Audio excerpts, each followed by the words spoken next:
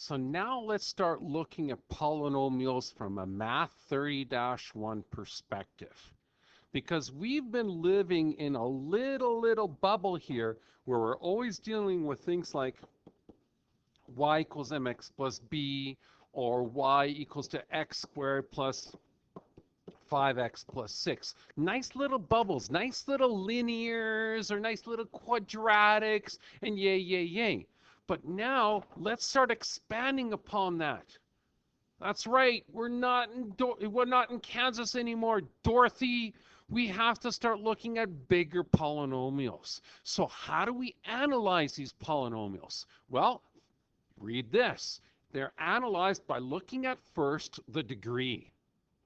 The degree is going to tell you an awful lot of stuff. Okay? Consider when we're dealing with those Math 10C ones, the degree was 1. I knew right away we're dealing with lines. In Math 20, the degree was 2. I knew right away we're dealing with some sort of parabolic function. The degree is going to tell us an awful lot of stuff, and that's what we're going to get into in this particular podcast. We want to look at the end behavior. What do I mean by the end behavior? Case in point, what is this line doing on the ends? Well, this is obviously in quadrant 3, and this is obviously in quadrant 1. Oh, okay, there's your end behavior. End behavior for this one is increasing in quadrant 1. End behavior for this one is decreasing in quadrant 3. Oh, that's it? Yeah, pretty much. Okay, now look at your parabolas then. If it's U-shaped like this, look at the end behaviors. This guy's increasing in quadrant 1 and increasing in quadrant 2. I know what you're saying. You're probably saying, well, wait a second, what about the parabolas that are opening down? Yeah, so what? There's the end behavior. Decreasing in quadrant 3, decreasing in quadrant 4. That's what the end behavior is all about. Then, of course, domain and range, which we're familiar with, especially in linear functions. We said x equals to r, y equals to r, and everybody's happy. In Math 20, we said, all right, domain is usually x equals r, but the range was dependent upon that minimum value. And then, of course, the last thing that we have to worry about is this, the number of x-intercepts.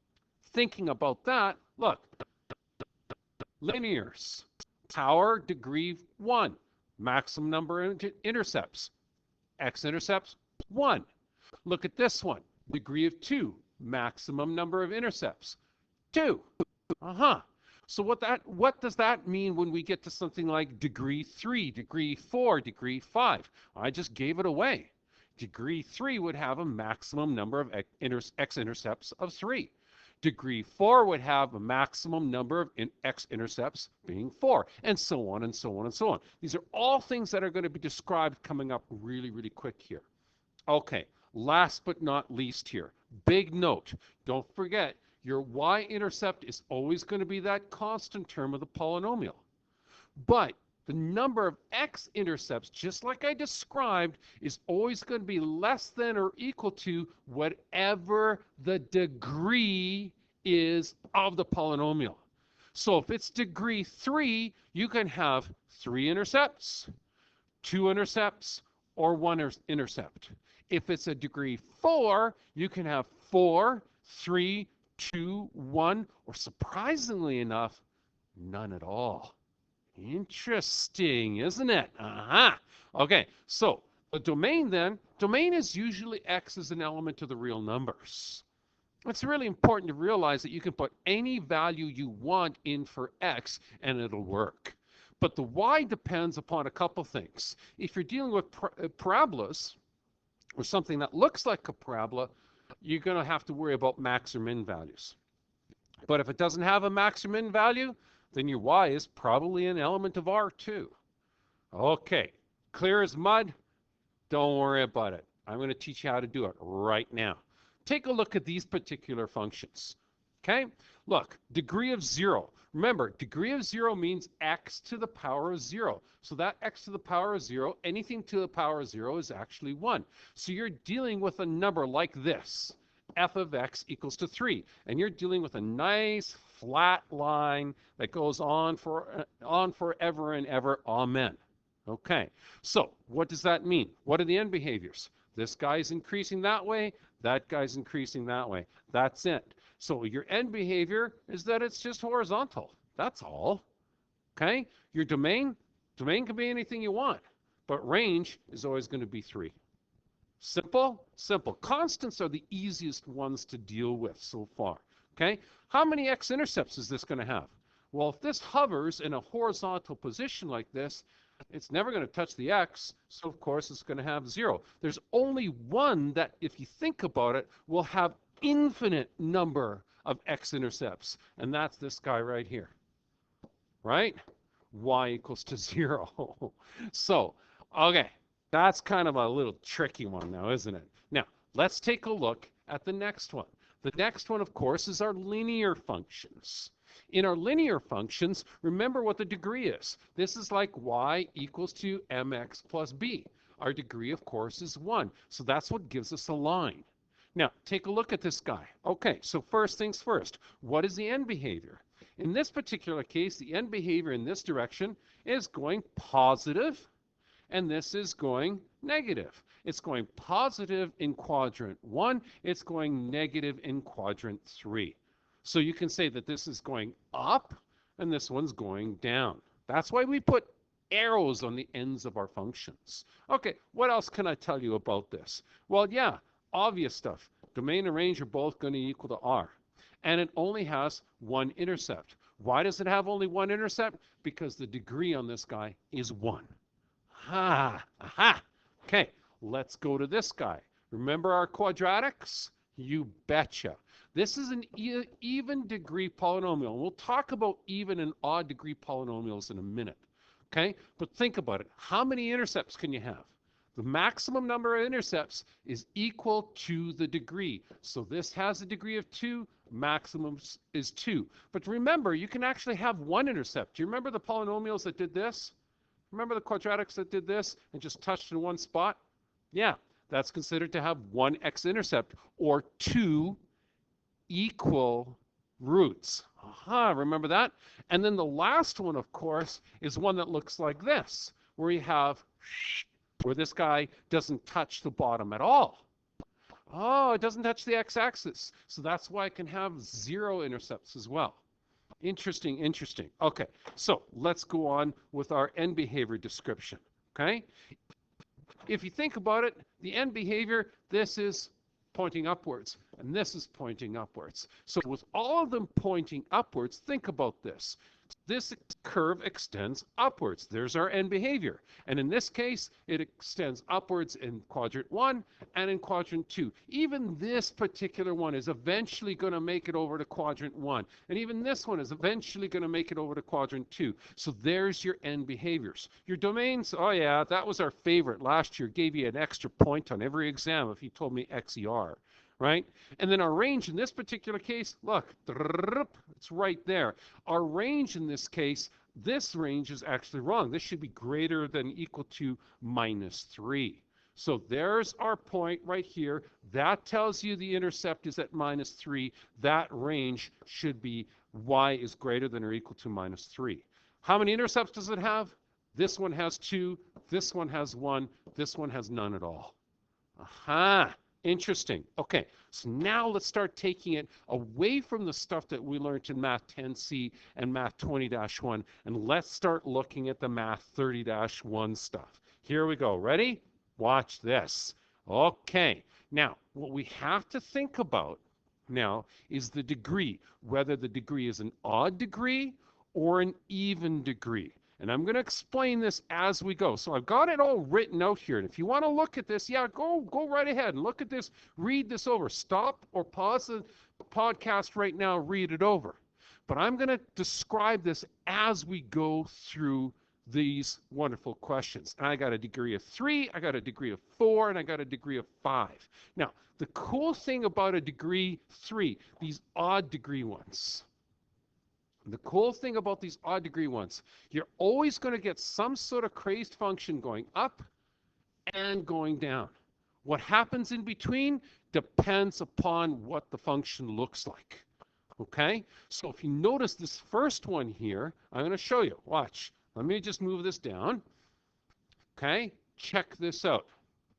This is a cubic function, so of odd degree because the degree is 3. Okay, so you got an up and you have a down. You see how it works? But look how many intercepts you can have. You can have 3 intercepts, 1, 2, 3 x-intercepts. You can have 2. Well, what would a 2 one be looking like? Well, it's simple. It would go something like this. It would come up here and go like that. Okay. Oh, no, that's a 1. Sorry. What would a 2 look like? Oh, simple. It would look like this, come down here, and look like that. That's weird. Oh, I know what it is. Sorry, my apologies. Just touches. I forgot. I'm slipping in my old age. Okay, there it is. That would be a 2. And a 1 we just already did, which is here. Do you notice something here? You can't have a 0.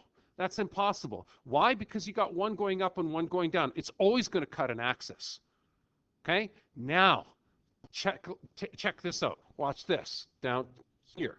So our end behavior then depends on a couple things. Okay? Our end behavior is always going to be 1 down, 1 up. Always, always, always. But it also is based on what the leading coefficient is.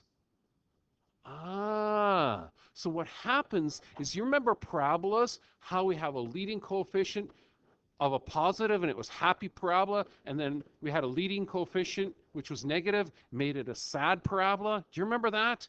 Same thing happens here. You know and I know that when we're talking about positive and negative coefficients, leading coefficients, they refer to them as reflections. Interesting. Okay, so let's look at this degree 3 guy for a second, and let's talk about the reflection. Okay, so here we go. Watch this. If this leading coefficient was negative, watch the end behavior. This leading coefficient is positive, it's going up in a positive direction. If the leading coefficient was negative, then this would be going down. But if it's still a power 3, you have a potential of having 1, 2, 3 intercepts. Look how these end behaviors are swapped just because the leading coefficient is a negative value. Oh, interesting. So if it's going upwards, it's ending up, then your leading coefficient is positive. If it's ending down, then your leading coefficient is negative. Oh, neat. Now you know why in the last podcast we spent so much time on describing leading coefficients and how important they are. Aha. Okay, so let's go to the next one then. Let's go to this one. Take a look at this one.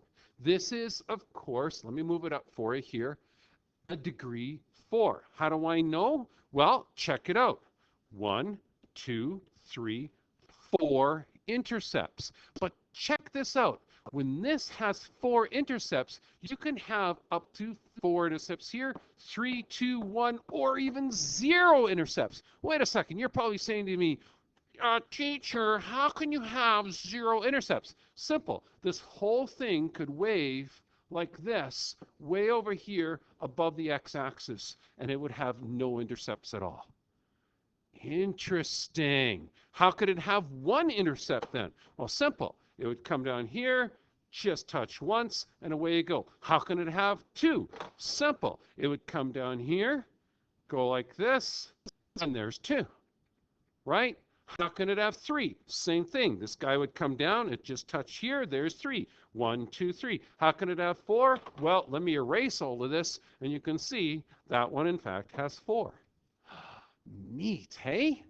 But look at how this looks. I mean, if you're degree 3, it's going to give you this kind of S shape with the most, of course, being 3. If you're degree 4, you're going to have this kind of W shape with the most being 4. Look what happens when you get an odd degree again. Notice in this particular case, the end tendency is always up. But how about that leading coefficient? If that leading coefficient was negative, what would happen? Well, yeah, then this would have to be all with an n tendency going downwards. See how it's important to understand leading coefficients and all of the idea of the degree referring to the number of x-intercepts. Look at the last one here, and I won't bore you anymore. Here we go. This is an odd degree, which means you're going to have one going up, you're going to have one going down. Even degrees, both going up. Odd degree, up, down. Right? Okay, so how many intercepts can you have? You can have 1, 2, 3, 4, or 5. Because why? This is a degree of 5. And look, this one in fact has 1, 2, 3, 4, 5 x-intercepts. Oh, interesting. Now, again, look what happens if I make that leading coefficient a negative. Then you start here, and it's going downwards.